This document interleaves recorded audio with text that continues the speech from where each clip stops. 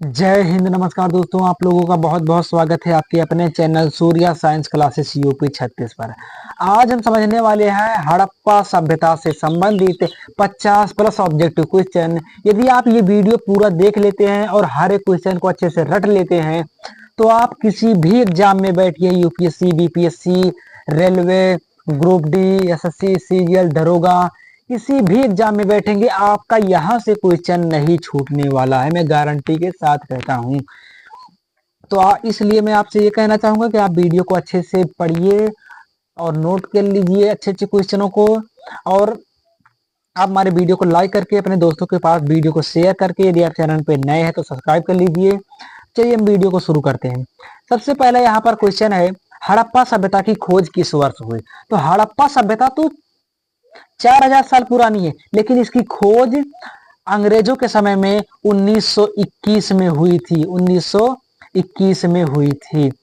अगला क्वेश्चन है, हड़प्पा सभ्यता के सर्वप्रथम खोजकर्ता क्या थे? तो देखिए, हड़प्पा सभ्यता एक सभ्यता है, इसमें बहुत सारे शहर है। हड़प्पा शहर है, मोहनजोदड़ो, कालीबंगा, ऐसे ऐसे बहुत सारे शहर है। तो उनमें से सबसे पहले शहर की खोज हुई तो हड़प्पा शहर की, जिसके नाम पर इसका हड़प्पा सभ्यता पड़ा। तो सबसे पहले शहर किसकी खोज हुई? हड़प्पा की। हड़प्पा की खोज किसने की थी? दयाराम साहनी ने की थी। दयाराम साहनी ने की थी। अगला क्वेश्चन है, हड़प्पा सभ्यता का प्रचलित नाम क्या है? तो हड़प्पा सभ्यता का प्रचलित नाम जो है वो सिंधु घाटी की सभ्यता है। देखिए, ये जो सभ्यता ये सिंधु नदी के तट पर थी या सिंधु नदी से निकलने वाली नदियों के तट पर थी, इसलिए इसे सिंधु सभ्यता कहा गया। लेकिन इसमें जितने शहर थे उनमें से सबसे पहले शहर की खोज हुई थी हड़प्पा की, इसलिए इसे हड़प्पा सभ्यता भी कहा जाने लग गया। बाकी हड़प इसमें छोटे छोटे शहर हैं। तो हड़प्पा सभ्यता का प्रचलित नाम क्या है? सिंधु घाटी सभ्यता। अगला क्वेश्चन है, सिंधु घाटी सभ्यता जानी जाती है। सिंधु घाटी जो सभ्यता है वो नगर नियोजन के लिए जानी जाती है। नगर नियोजन के लिए जानी जाती है। अगला क्वेश्चन है, हड़प्पा सभ्यता का सर्वाधिक मान्यता प्राप्त काल है। देखिए, हड़प्पा सभ्यता का काल अलग अलग इतिहासकार अलग अलग मानते हैं, लेकिन जो सबसे ज्यादा मान्यता प्राप्त है तो 2500 ईसा पूर्व से लेकर के 1750 ईसा पूर्व तक है। अगला क्वेश्चन है, मोहनजोदड़ो का शाब्दिक अर्थ क्या होता है? तो मोहनजोदड़ो का शाब्दिक जो अर्थ होता है वो होता है मृतकों का टीला। देखिए, वहां पर कुछ ऐसे अवशेष मिले हैं जैसे लगता है कि लाखों लोग एक लाइन से मरते चले गए हों, ऐसा लग रहा है, इसलिए उसे मृतकों का टीला कहा गया है। अगला क्वेश्चन है हमारा, सिंधु सभ्यता किससे संबंधित है? सिंधु सभ्यता किससे संबंधित है? तो ये आद्य ऐतिहासिक काल से संबंधित है, प्रो हिस्टोरिकल एज से। यानी कि ऑप्शन नंबर सी वाला सही हो जाएगा, आद्य ऐतिहासिक काल से संबंधित है।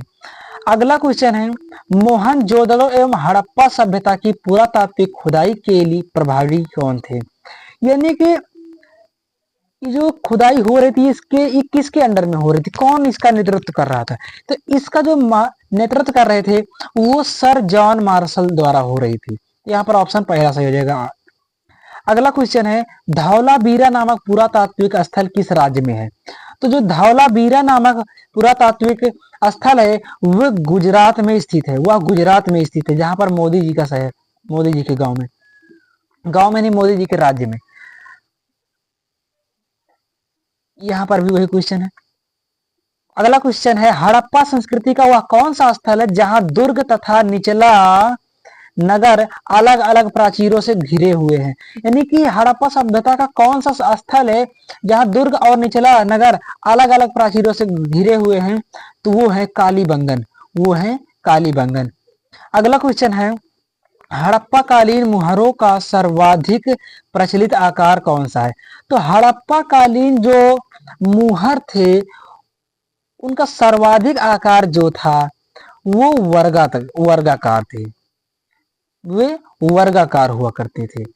अगला क्वेश्चन है हमारा, हड़प्पा काल की मुद्राओं के निर्माण में मुख्यतः किस पदार्थ का उपयोग किया गया? तो हड़प्पा काल की जो मुद्राएं थी उनमें सबसे ज्यादा प्रयोग किया गया तो कांसा का।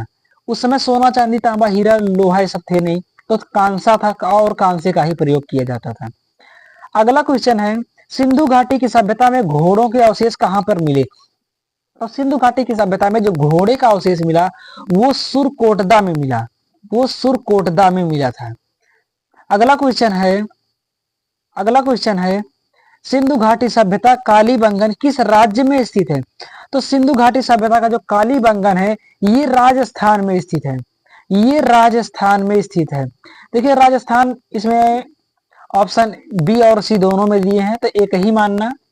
जब आप एग्जाम में बैठेंगे तो वहां एक ही जगह होगा, तो आपको इतना याद रखना कि कालीबंगन राजस्थान में स्थित है। अगला क्वेश्चन है हड़प्पा सभ्यता के घर किससे बनाए जाते थे? तो जो हड़प्पा सभ्यता थे, हड़प्पा सभ्यता के जो घर बनते थे वे सब ईंट से बने हुए थे, वे सब ईंट से बने हुए थे। अगला क्वेश्चन है हड़प्पा नामक पूरा स्थल किस सभ्यता से संबंधित है? तो हड़प्पा सभ्यता, देखिए पूरी दुनिया में अलग अलग देशों में मिस्र की सभ्यता, मेसोपोटामिया की सभ्यता, फारस की सभ्यता अलग अलग है, लेकिन भारत में सिंधु घाटी की सभ्यता है। और सिंधु घाटी सभ्यता में बहुत सारे शहर है, उनमें से हड़प्पा एक भी एक शहर था, तो हड़प्पा के नाम पर इसका भी नाम पड़ गया हड़प्पा की सभ्यता। बाकी इसका वास्तविक नाम सिंधु घाटी सभ्यता है। तो पूछा है हड़प्पा नामक पूरा स्थल किस सभ्यता से संबंधित है? तो सिंधु घाटी सभ्यता से संबंधित है। ऑप्शन नंबर पहला सही हो जाएगा। अगला क्वेश्चन है हड़प्पा सभ्यता की लिपि किस प्रकार की थी? हड़प्पा सभ्यता की जो लिपि थी वो भाव विचारात्मक, वो भाव चित्रात्मक लिपि थी, यानी कि उनके भाव से ही सब कुछ समझा जा सकता है, यानी कि उनकी कोई भाषा वाषा नहीं थी, उनकी लिपि में कोई भाषा वाषा नहीं थी, भाव चित्रात्मक लिपि थी, यानी कि देख करके समझा जा सकता है उनकी भावनाओं को। तो ऑप्शन पहला सही हो जाएगा। अगला क्वेश्चन है हड़प्पा सभ्यता की जानकारी का प्रमुख स्रोत क्या है? तो देखिए हड़प्पा सभ्यता में शिलालेख नहीं थे, इसलिए उससे हम जानकारी नहीं, सिक्के नहीं थे, किताबें नहीं थी, कुछ नहीं था, तो पुरातात्विक खुदाई से ही हम उसके साक्ष्य को प्राप्त कर सकते हैं। तो प्रमुख स्रोत क्या था? पुरातात्विक खुदाई। अगला क्वेश्चन है हड़प्पा की समकालीन सभ्यता रंगपुर कहाँ स्थित है? हड़प्पा की जो समकालीन सभ्यता रंगपुर है वो सौराष्ट्र में उपस्थित है। सौराष्ट्र कहाँ पर है? ये भी गुजरात में है, गुजरात के एकदम निचले वाले भाग में है, और वहां सौराष्ट्र है, वहीं पर उपस्थित है। अगला क्वेश्चन है सिंधु घाटी के लोग किसकी पूजा करते थे? तो सिंधु घाटी के जो लोग थे वो पशुपतिनाथ और मातृ देवी की पूजा करते थे, पशुपतिनाथ और मातृ देवी की पूजा करते थे। तो ऑप्शन नंबर सी सही हो जाएगा, ए और बी दोनों। अगला क्वेश्चन है हड़प्पा कालीन स्थलों में अभी तक किस धातु की प्राप्ति नहीं हुई थी? यानी कि हड़प्पा कालीन जो स्थल थे वहां पर किस धातु की खोज नहीं हुई थी? तो उस समय जो था तांबे की तो खोज हो गई थी, और हड़प्पा के समय लगभग सोना चांदी की लास्ट में खोज हुई थी, लेकिन लोहे की खोज हुई थी वैदिक काल में, तो उस समय लोहे की खोज नहीं हुई थी। तो ऑप्शन नंबर डी वाला सही हो जाएगा, आयरन या लोहा। अगला क्वेश्चन है हड़प्पा संस्कृति के संदर्भ में शैलकृत स्थापत्य के प्रमाण कहाँ से प्राप्त हुए हैं? तो शैलकृत स्थापत्य के प्रमाण जो प्राप्त हुए वे लोथल से प्रमाण हुए, लोथल से प्राप्त हुए हैं। तो ऑप्शन नंबर डी सही हो जाएगा। अगला क्वेश्चन है सिंधु घाटी सभ्यता के लोगों का मुख्य व्यवसाय क्या था? जो सिंधु घाटी सभ्यता के लोग थे उनका मुख्य व्यवसाय था कृषि, कृषि उनका मुख्य व्यवसाय था। अगला क्वेश्चन है सिंधु घाटी सभ्यता की विकसित अवस्था में किस स्थल से घरों में कुआं प्राप्त हुए? यानी कि बहुत शहर थे, तो किस शहर में जो घर बने थे कुआं प्राप्त हुए, किस शहर से कुआं प्राप्त हुए? तो मोहनजोदड़ो से, मोहनजोदड़ो से कुआं की प्राप्ति हुई है। अगला क्वेश्चन है हड़प्पा कालीन स्थल से नृत्य मुद्रा वाली स्त्री कांस्य की मूर्ति प्राप्त हुई। तो मोहनजोदड़ो से नाचते हुए अवस्था में स्त्री की मूर्ति मिली है। तो वही पूछ रहा है किस हड़प्पा कालीन स्थल से नृत्य मुद्रा वाली स्त्री की मूर्ति मिली है? तो मोहनजोदड़ो हो गया। अगला क्वेश्चन है भारत का सबसे बड़ा हड़प्पन पुरा स्थल कौन सा है? तो सबसे बड़ा अगर पूछे तो सबसे बड़ा हो जाएगा धौलावीरा, सबसे बड़ा धौलावीरा हो जाएगा। यहाँ पर सबसे बड़ा धवलावीरा हो जाएगा, ऑप्शन नंबर 1 सही हो जाएगा। अगला क्वेश्चन है, हड़प्पा सभ्यता का उत्खनन करने वाले प्रथम पुरातात्विक जिन्होंने इसके महत्व को नहीं समझा, तो सबसे पहले थे इलेक्जेंडर कनिंघम।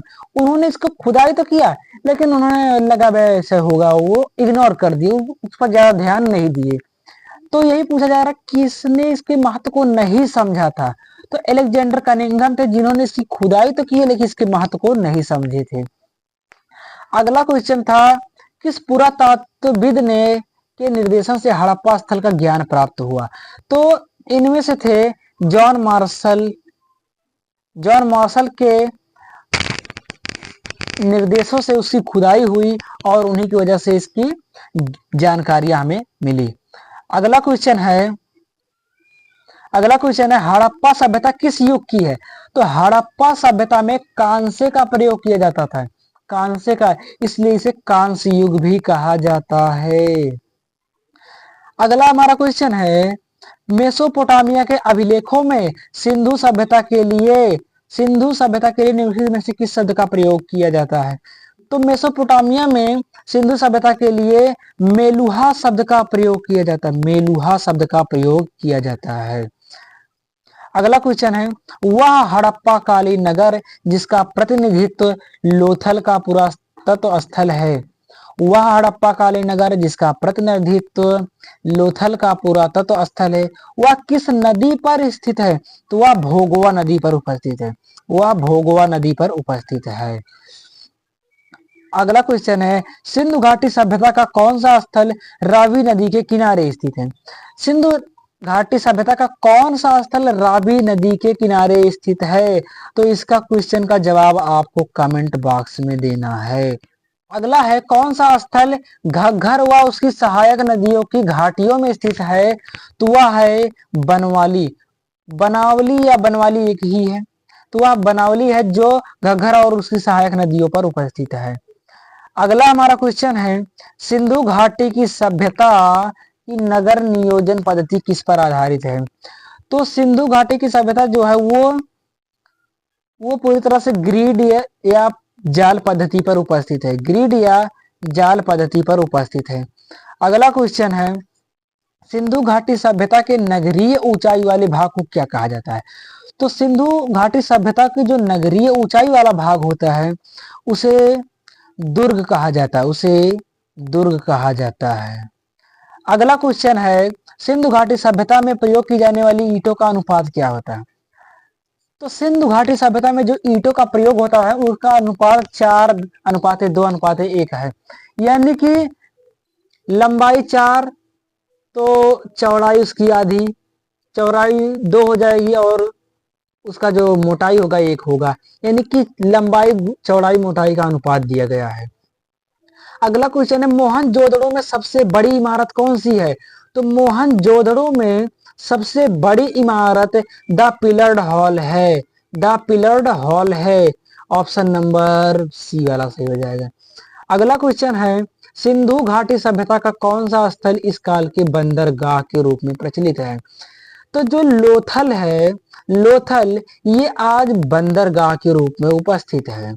अगला क्वेश्चन है, सिंध प्रदेश में भारी संख्या में आग में पकी मिट्टी की बनी मूर्तियां मिली हैं, इन्हें क्या कहा गया, तो जो मिट्टी की मूर्तियां होती हैं उन्हें टेराकोटा कहते हैं, उन्हें टेराकोटा कहते थे उस समय की भाषा में। अगला क्वेश्चन है, सैंधव घाटी से प्राप्त एक मूर्ति जिसमें स्त्री के गर्भ से निकलता एक पौधा है, किसे दर्शाता है, तो सैंधव घाटी में एक स्त्री की गर्भ से पौधा निकलता हुआ दिख रहा है, तो किसको दर्शाता है, वो पृथ्वी देवी को दर्शाता है, वो पृथ्वी देवी को दर्शाता है। अगला क्वेश्चन है, विश्व में सबसे पहले कपास की खेती का आरंभ कहाँ हुआ, तो विश्व में सबसे पहले कपास की खेती का प्रारंभ भारत में हुआ था, तो ऑप्शन नंबर बी वाला सही हो जाएगा। अगला क्वेश्चन है, मूर्ति पूजा का आरंभ कब से माना जाता है, तो मूर्ति पूजा का आरंभ आर्य काल के पहले से माना जाता है, तो यहाँ पर हो जाएगा पूर्व आर्य काल से, पूर्व आर्य काल से। अगला क्वेश्चन है, आधुनिक देवनागरी लिपि का प्राचीन रूप क्या है? जो आज देवनागरी लिपि है इसको पहले ब्राह्मी लिपि कहते हैं, ब्राह्मी लिपि कहते हैं, जो ब्राह्मण धर्म से संबंधित है। अगला क्वेश्चन है, सिंधु घाटी सभ्यता से संबंधित वृषभ मुद्रा किस पुरातात्विक स्थान से प्राप्त हुई? तो जो वृषभ मुद्रा प्राप्त हुई वो राखीगढ़ी से प्राप्त हुई है, वो राखीगढ़ी से प्राप्त हुई है। अगला क्वेश्चन है, मृड पट्टिका पर उत्कीर्ण सिंह युक्त देवता की मुहर कहाँ से प्राप्त हुई? तो ये जो मुहर प्राप्त हुई वो बनवाली से प्राप्त हुई है। अगला क्वेश्चन है, सिंधु घाटी सभ्यता को आर्यों से पूर्व की सभ्यता रखे जाने का महत्वपूर्ण कारक क्या है? तो महत्वपूर्ण कारक इसका था मृदभांड, मृदभांड यानी कि मिट्टी का घड़ा।